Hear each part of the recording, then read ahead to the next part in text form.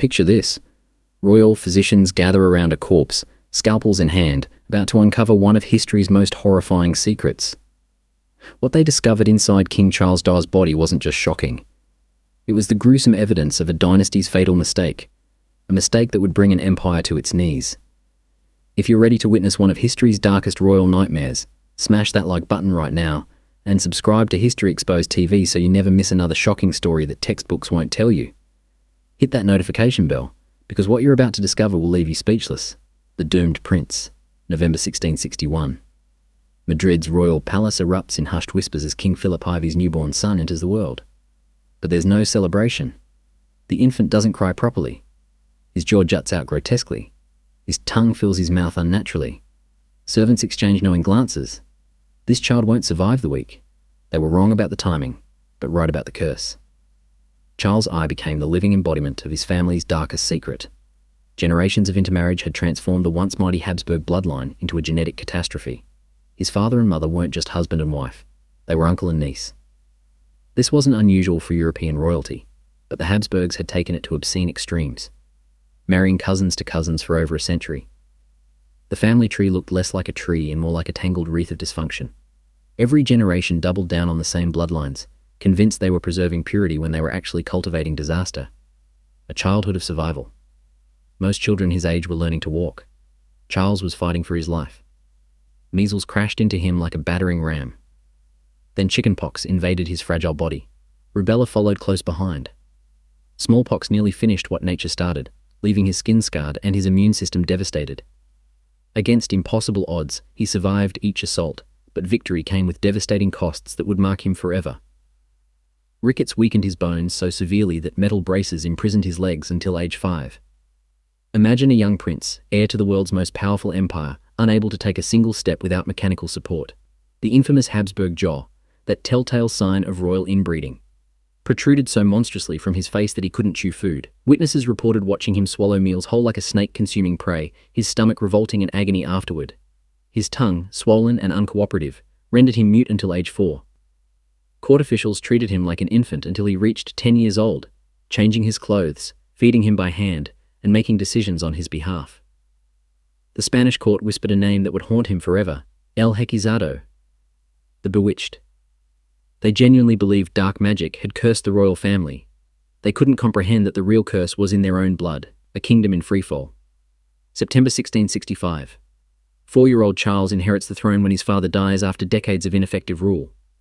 The Spanish Empire, once the terror of Europe, the conqueror of continents, the nation where the sun never set, now teeters on collapse. The Little Ice Age had devastated crops years earlier, triggering famines that killed thousands and crippling the economy. Spain found itself forced into humiliating dependence on Britain, France, and the Netherlands, nations that had once trembled at Spanish military might. His mother Mariana seized power as regent, ruling with an iron fist while her son drooled and stumbled through the palace corridors. But she couldn't hide the truth from foreign ambassadors and visiting dignitaries. Charles would never be a real king. His mental and physical disabilities left him vulnerable to manipulation by courtiers, counselors, and his own family, all clawing for the power he possessed in name only. The court became a viper's nest of competing factions, each trying to control the puppet king. Foreign diplomats who met the young king noted his occasional generosity and warmth during brief lucid moments. But they reported something far more troubling: a profound lack of confidence that dissolved into paralyzing shyness during crucial negotiations. Depression stalked him through the palace halls like a relentless shadow. Historical records describe him sitting alone for hours, staring blankly at walls, trapped in a mind that couldn't process the weight of empire resting on his malformed shoulders. But Europe's power brokers cared about only one thing. Could this broken boy produce an heir? The First Queen's Tragedy, August 1679. 18-year-old Charles stood at the altar waiting for his bride, probably struggling to understand the ceremony's significance. Marie-Louise of Orleans arrived from France, her eyes still red from weeks of weeping. The beautiful, cultured niece of King Louis Cousincy had been her father's favorite, adored by the French court and desperately in love with her cousin, the Dauphine of France. She had dreamed of marrying him, building a life in the glittering halls of Versailles. Now she faced exile in Spain, chained to a deformed king she'd never wanted, shipped off like cargo to seal a political alliance. Something unexpected happened. Charles fell deeply, hopelessly in love with her. For 9 years, they tried desperately to conceive an heir that might save the empire from collapse. The court blamed Marie-Louise, naturally, never the king. Whispers filled the corridors about her supposed barrenness, her inadequacy, her failure to perform her single most important duty. She submitted to barbaric fertility treatments designed by quack doctors and desperate physicians. She consumed dangerous substances including powdered gemstones, animal organs, and toxic herbs that shredded her intestines but produced no baby. The treatments left her in constant pain, but the court demanded she continue. February 1689. Marie-Louise rode through the palace grounds when searing pain ripped through her abdomen like a knife. Convulsions seized her body. She vomited violently, her elegant frame crumpling to the ground. As death approached with terrifying speed, Charles rushed to her bedside, tears streaming down his misshapen face. Her final words shattered him. "Many women may be with His Majesty, but none will love him more than I do." She died hours later, just 27 years old. The court screamed poison. Spain's enemies had struck, assassinating the queen to destabilize the realm. Rumors flew about French conspiracies, Austrian plots, even accusations against Maria Anna's own family positioning for power. But historians know better. Appendicitis killed her, likely worsened by the brutal fertility treatments that were supposed to save Spain. Her suffering had been completely unnecessary. The schemer queen. The crown couldn't afford grief. Royal mourning lasted mere weeks. Charles's mother selected a replacement before Marie-Louise's body had cooled. Maria Anna of Neuburg. 22 years old with 16 siblings, she came from an incredibly fertile family. Her mother had given birth successfully again and again. Surely she could deliver the heir Spain desperately needed. The kingdom's survival depended on it. But Maria Anna was no naive princess stumbling into Spanish politics. She understood her predecessor's fate perfectly. She'd watched from afar as Marie-Louise suffered humiliation and medical torture, blamed for a failure that probably wasn't hers. So she deployed a cunning strategy. Frequent public announcements of pregnancy. Every few months, palace officials would spread word that the Shun was expecting. No children ever materialized, but the charade brilliantly shifted blame onto Charles. If the charade kept getting pregnant but losing babies, surely the problem was the king's weak seed, not her barren womb. Behind palace doors, Maria Anna played a deadlier game. When Charles's mother died in 1696 from breast cancer, Maria Anna filled the power vacuum instantly. She commanded the Austrian political faction at court with ruthless efficiency, locked in vicious conflict with the French faction over one existential question. Who would inherit Spain when Charles inevitably died childless? Control of that decision meant control of Europe's future. The war for a dead man's crown. Charles collapsed, illness ravaging his frail body more severely than ever before. He couldn't hold down food. Fever consumed him. For weeks, the court prepared for his death. European powers scrambled to negotiate his successor before war consumed the continent.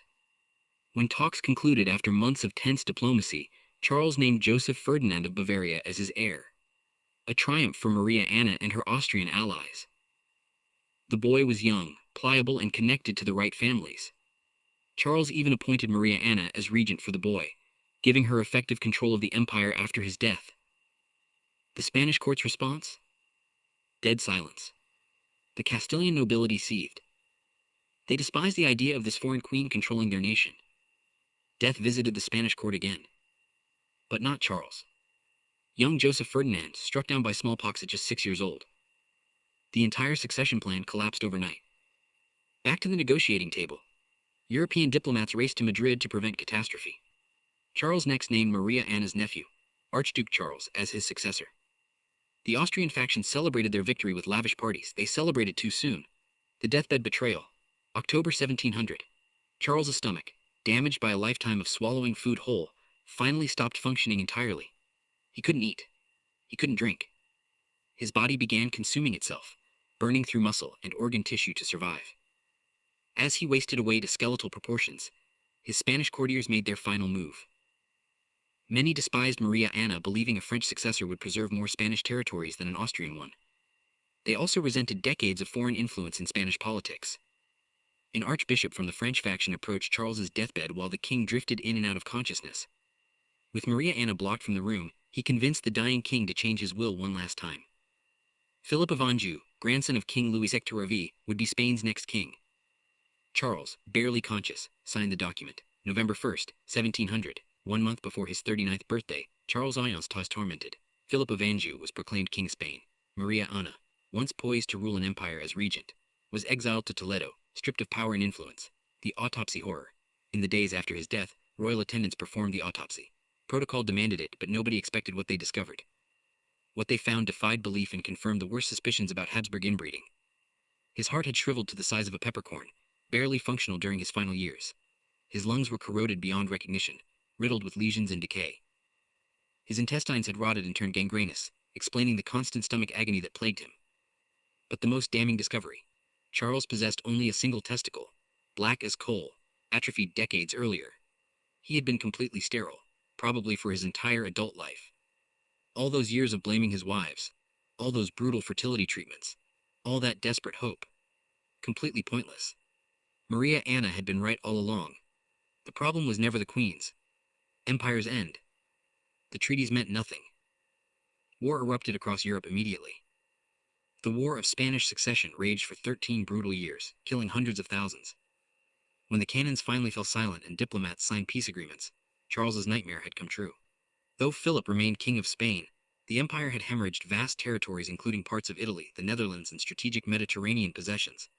The Spanish Habsburg Dynasty, which had dominated Europe for over a century, was extinct forever. Charles O stands as history's ultimate cautionary tale about the catastrophic consequences of royal inbreeding. His deformed body carried the accumulated genetic damage of generations who valued bloodline purity over human survival. Modern genetic analysis suggests his inbreeding coefficient was higher than if his parents had been siblings. He was born to suffer, condemned to fail, and destined to watch an empire crumble in his incapable hands.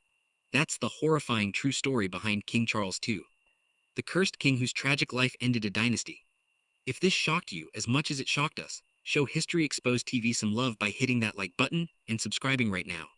Drop a comment telling us what other dark royal secrets you want us to expose next. Should we cover the mad kings of Europe? The brutal queens history forgot? The royal scandals that nearly toppled empires? You decide, and don't forget to check out our main channel Factinate for even more mind-blowing historical facts that'll change how you see the world. History's darkest secrets are waiting, and we're just getting started.